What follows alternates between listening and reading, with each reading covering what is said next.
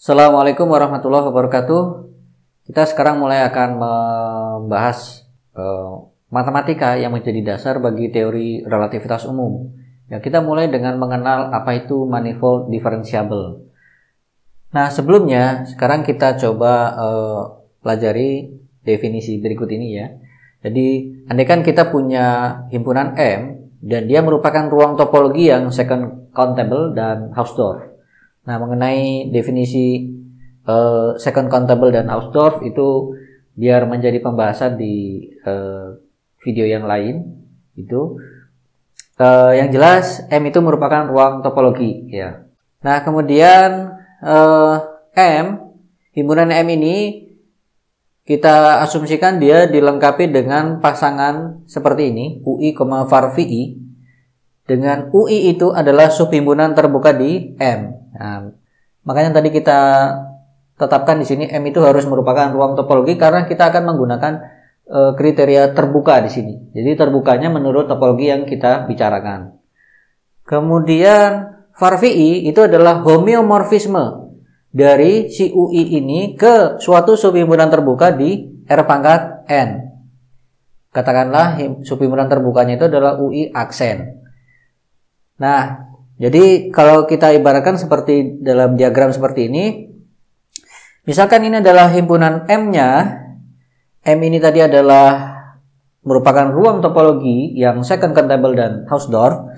Kemudian UI itu adalah subhimpunan terbuka di M, misalkan ini UI.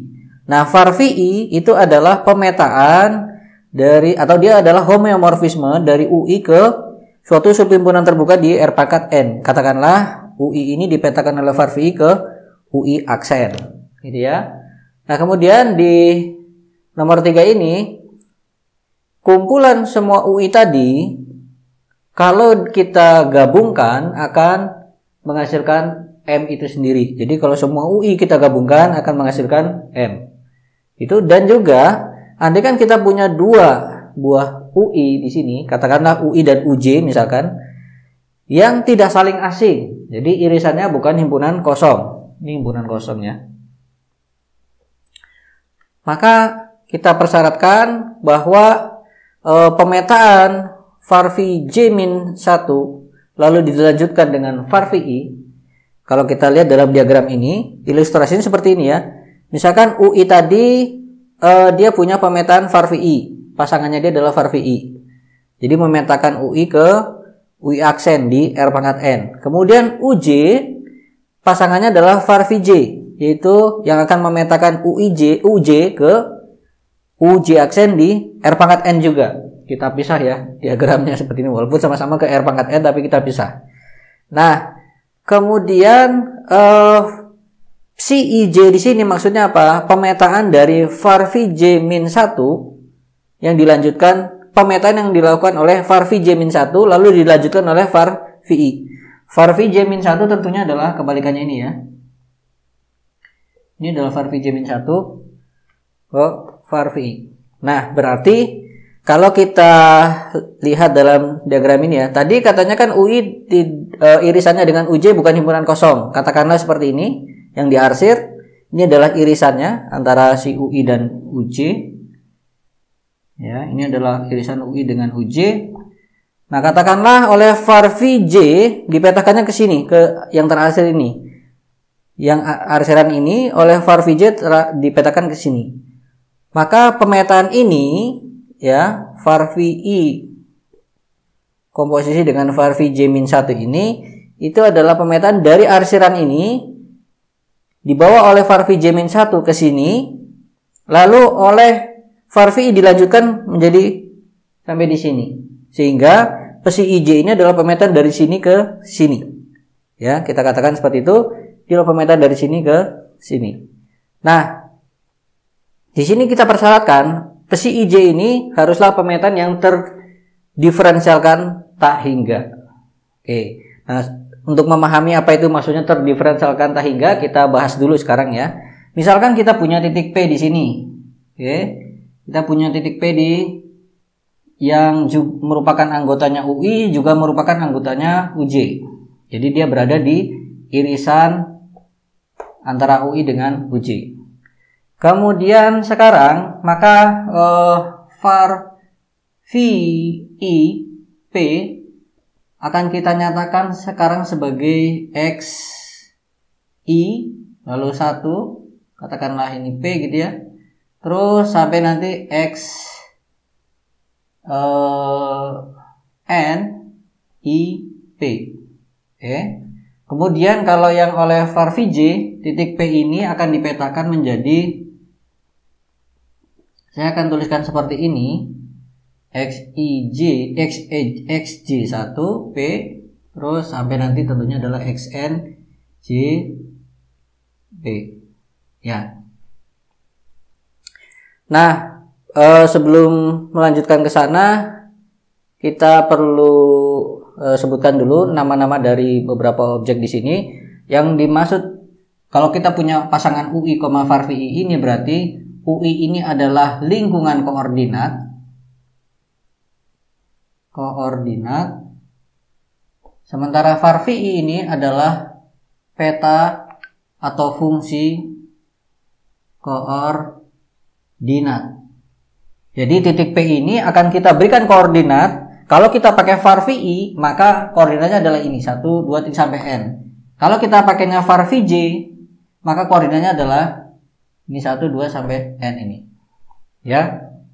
Maka var VI ini kita sebut sebagai peta atau fungsi koordinat. Nah, kemudian pasangan ini semua dikenal dengan istilahnya sistem koordinat. Jadi dalam hal ini sekarang kita sedang membicarakan dua sistem koordinat ya, yaitu UI var VI dan UJ var VJ.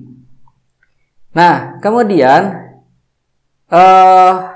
pemetaan ini, psi IJ ini tentunya akan menghasilkan titik-titik di sini ya, di sini yang masing-masingnya X, katakanlah XK I itu merupakan atau dapat dinyatakan sebagai fungsi dari tentunya adalah X1 J terus sampai nanti X N J.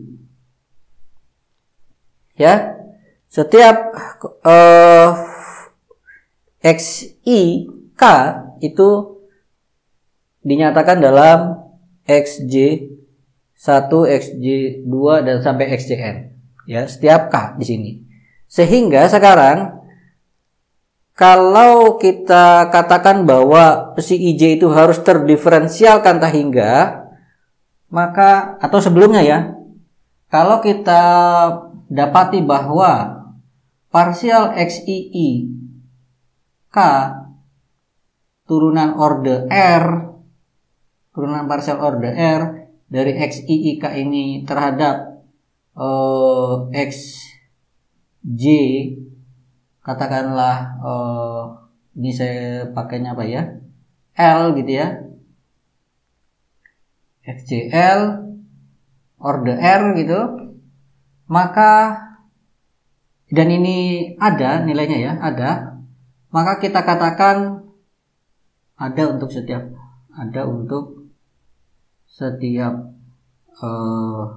L ya, ada untuk setiap L, maka kita katakan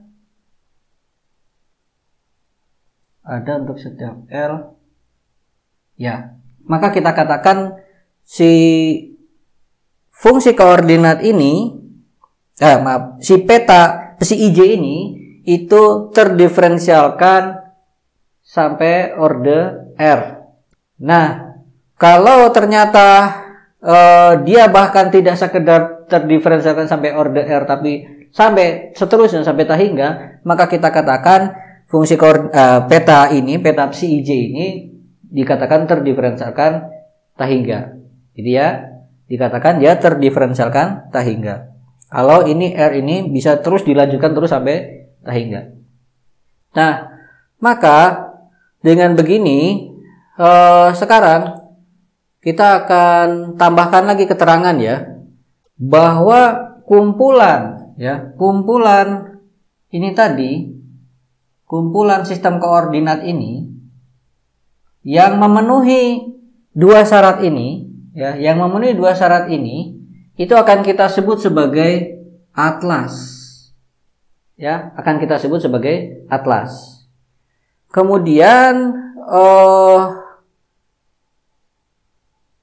atlas pada suatu himpunan M ini, pada suatu ruang topologi ini, perlu diketahui itu tidak tunggal. Kita bisa saja memiliki kumpulan ini lagi yang berbeda, yang tidak sama persis dengan ini, tapi juga akan memenuhi kriteria ini.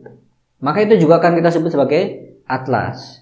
Nah, kalau kita kumpulkan semua atlas-atlas dalam suatu himpunan gitu ya, misalkan ini adalah himpunan semua atlas-atlas bagi si ruang topologi M ini, maka nanti akan kita bisa buat dia menjadi bersekat-sekat.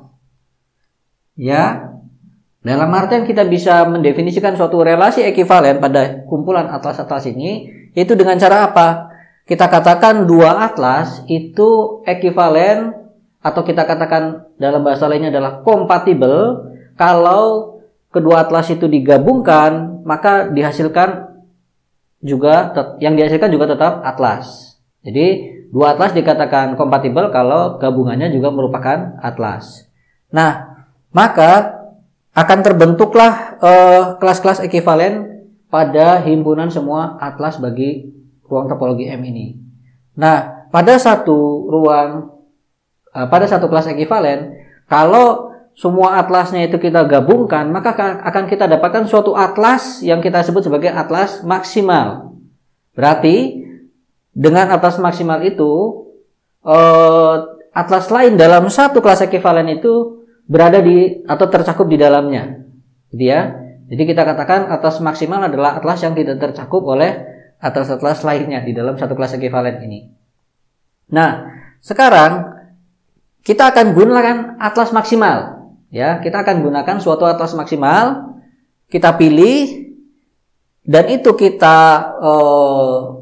terapkan pada ruang topologi M ini, sehingga kita katakan ruang topologi M itu, atau kita katakan atlas maksimal tadi sebagai struktur diferensiabel bagi si M ini, ya.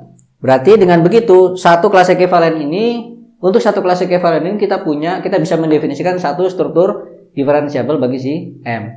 Kalau pakai atlas maksimal yang lain, ya berarti kita punya struktur diferensiabel yang berbeda gitu. Nah, kita pilih salah satu struktur diferensiabel, kita terapkan pada si ruang topologis M ini. Nah, dengan cara seperti itu kita dapat mendefinisikan M ini sebagai suatu manifold diferensiabel. Jadi kita coba ringkas sekarang.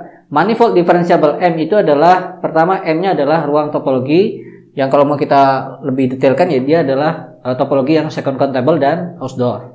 Kemudian manifold tersebut dilengkapi dengan suatu atlas yang maksimal. Atlas maksimal tadi adalah atlas yang tidak termuat oleh atlas-atlas lain yang kompatibel dengan dirinya, gitu ya.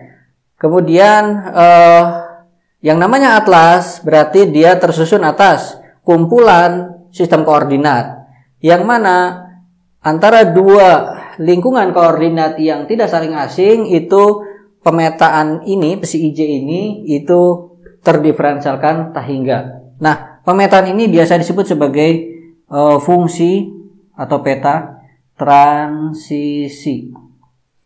Nah, kalau tadi kita ada istilah kompatibel antara dua atlas, maka dalam hal ini antara sistem koordinat, kalau lingkungan koordinat saling asing itu mereka juga harus, kita katakan harus kompatibel. Nah, dikatakan kompatibel antar sistem koordinat ini kalau terpenuhi ini, ya. Kalau terpenuhi ini. Jadi ada dua istilah kompatibel yang berbeda, ya. Dalam hal ini dalam pembicaraan antar sistem koordinat juga ada pembicaraan atau istilah kompatibel yang digunakan dalam pembicaraan antar atlas, gitu ya. Sekali lagi, kalau antar atlas, istilah kompatibilitas itu berkaitan dengan relasi ekivalen, atau dia adalah relasi ekivalen di dalam himpunan semua atlas bagi suatu ruang topologi M. Kemudian kalau dalam pembicaraan antar sistem koordinat, maka kompatibilitas itu berkaitan dengan bahwa fungsi transisinya itu harus terdiferensialkan tahingga. Ya, kita gunakan yang langsung batasannya di sini adalah terdiferensialkan tahingga. Untuk selanjutnya dalam pembahasan kita juga seperti itu, ya. Nah, sekarang sudah jelas berarti manifold diferensiabel itu definisinya seperti yang tadi sudah kita sebutkan. Baik, sekarang kita masuk ke contoh, ya. Ini saya hapus dulu.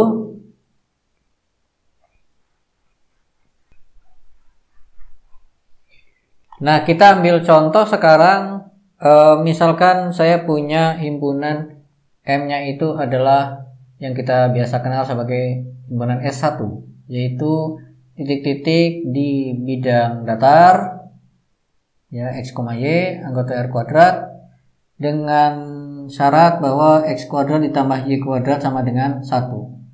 Maka titik itu tidak lain adalah titik-titik yang berada pada keliling lingkaran, ya, berjejari 1. Nah, kemudian saya definisikan U1 itu sebagai subhimpunannya S1, subhimpunan terbuka di S1 dengan kriteria yaitu dia adalah titik-titik S1 selain dari ini 1,0. Jadi ini dikecualikan. Oke, maka ini jadi himpunan terbuka, ya, subhimpunan terbuka di S1 ini. Kemudian VARV1 itu adalah pemetaan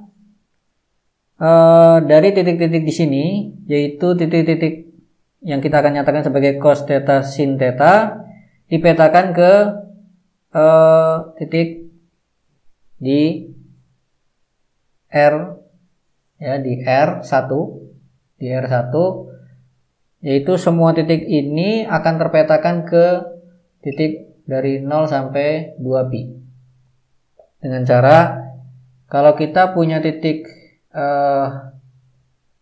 di sini kita nyatakan sebagai cos theta sin theta, maka dia akan dipetakan ke titik sini, yaitu katakanlah titik theta di sini. Begitu. Ya. Inilah VARV satunya. Maka U1, VARV1 akan kita sebut sebagai sistem koordinat. Kemudian, dan dia VARV1 jelas bisa ditunjukkan dari sini, jelas dia adalah homeomorfisme, ya. Homeomorfisme.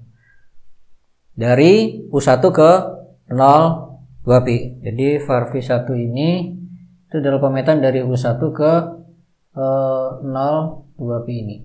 Interval terbuka 0 sampai 2pi. Kemudian kita juga sekarang bikin suatu sistem koordinat lagi, yaitu kita gambar di sini.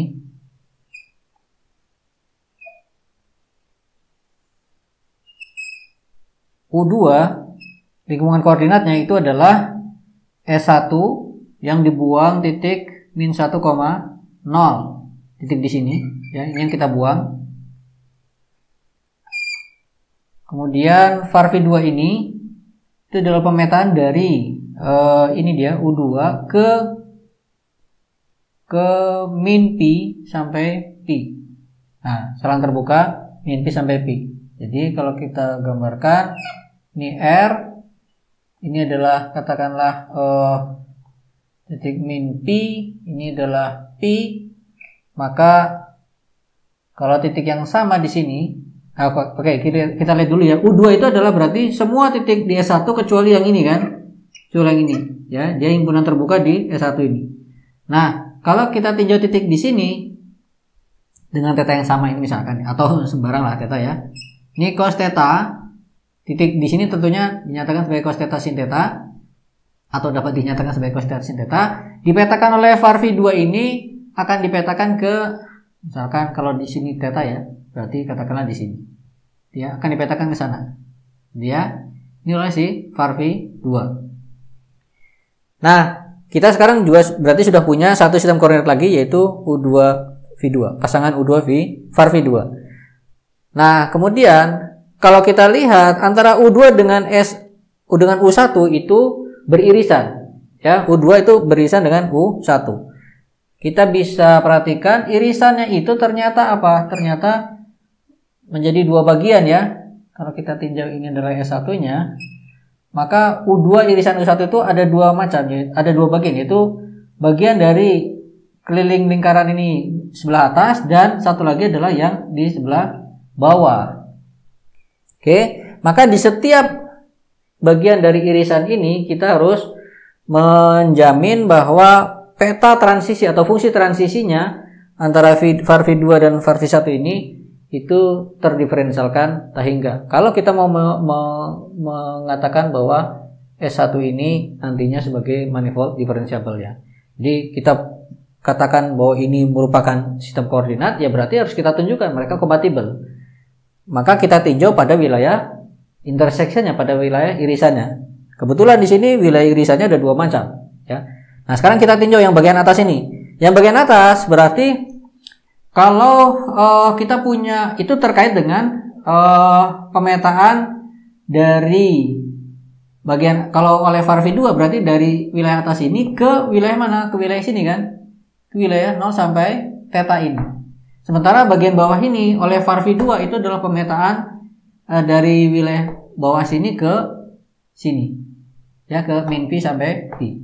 Maka sekarang kalau kita tinjau yang wilayah bagian atas dulu, berarti kita berbicara besi 1, 2 untuk theta ya. Untuk theta, kalau bagian atas berarti tetanya adalah yang ini ya.